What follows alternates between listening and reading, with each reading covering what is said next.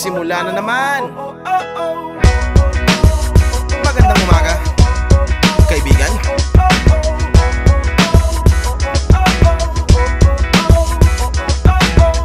Eto na naman tayo bago simula. Huminga ng malalim, alisin ang kaba. Tapos na ang kahapon, pwede na yan itapon. Huwag lang ang mga araw, dapat yan ang ibaon. Katulong mo sa panibagong hamon. May paparating na bagong araw. Pwede kang lamunin o pwede mong sabayan. Yung araw na kahapon, pwede kanyang gabayan.